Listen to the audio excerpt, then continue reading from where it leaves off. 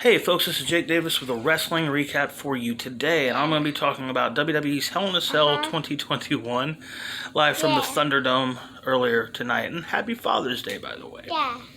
This is Annabelle. Say hi. Hi.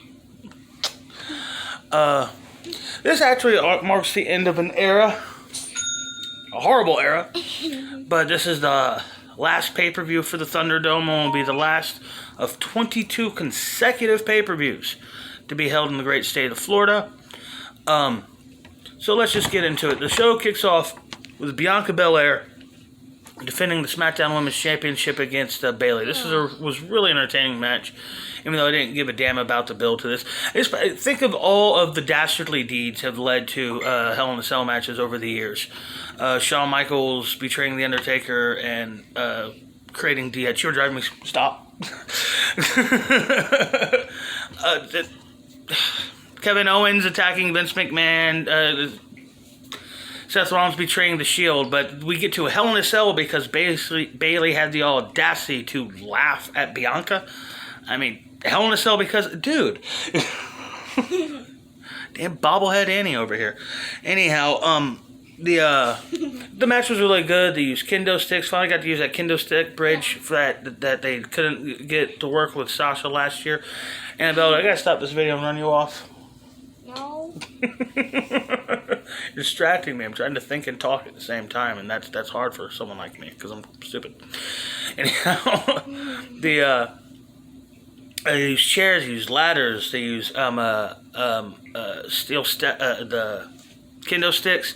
Finish comes with Bayley's constantly trying to slow Bianca down by tying her hair to things, like tying her hair to the ropes, tying her hair to a steel step. Eventually, Bianca hits the KOD, her version of the Burning Hammer, onto the ladder, and retains the SmackDown Women's Championship. Really good match. Up next was first of three rematches from WrestleMania. Half the card is a WrestleMania rematch. It's Seth Rollins. You're so creepy. Seth Rollins versus Cesaro. Another really, really good match. The story here is that, Cesaro's clearly wanting to make Rollins tap out. Rollins keeps going for the rope, but third time Cesaro goes to lock in the sharpshooter. Seth rolls him up in a schoolboy. Small package and gets the win clean, actually. This feud's definitely not over, though.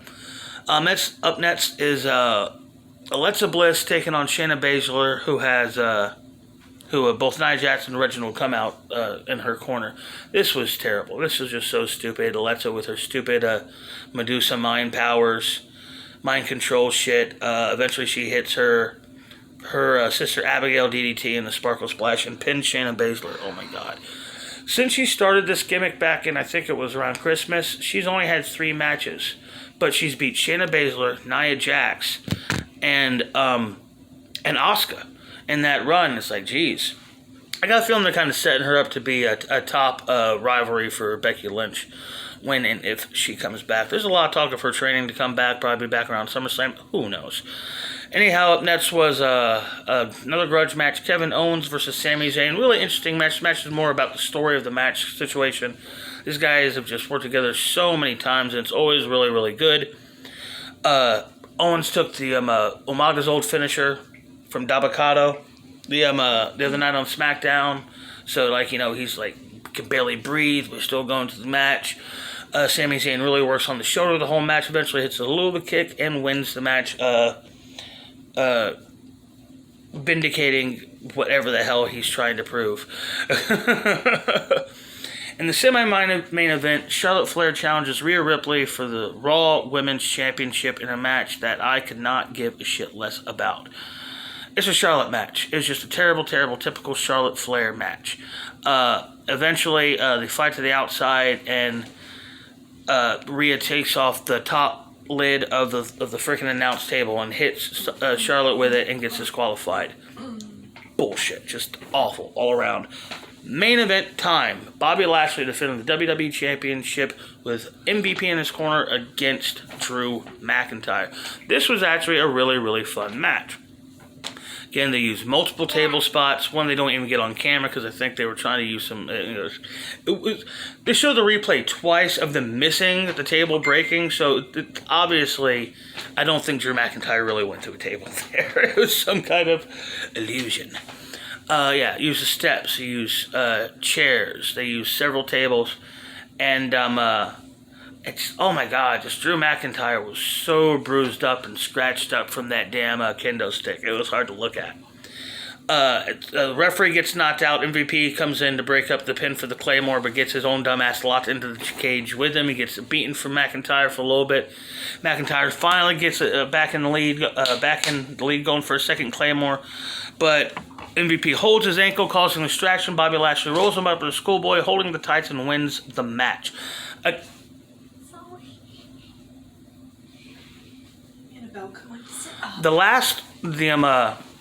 match that had steel steps, kendo sticks, chairs, multiple table spots, ends with a schoolboy and a handful of tights. An absolute garbage finish.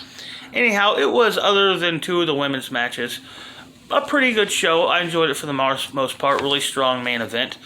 But yeah, I'm really sick of the Hell in a Cell. I'm glad we're done with the Thunderdome, and I just think moving the Roman Reigns versus Rey Mysterio match to from the pay-per-view to SmackDown was not a smart idea. Of course, we did get the first ever network Hell in a Cell match. That was kind of cool. But should that have been a Hell in a Cell match? I mean, really, this is where the story went. Week 1, Roman attacks Rey Mysterio. Week 2, Rey challenges Rey Mysterio. Rey challenges Roman Reigns. And week 3, they have the match. Didn't need a Hell in a Cell. That was the whole story. Anyhow, I hope y'all enjoyed this video. I'm about to probably make her eat her own foot. I'm Jake Davis. Hey! And I'll catch you. Oh, you want to say it? Catch you on the fly. She's going to eat that foot. No, I won't. No.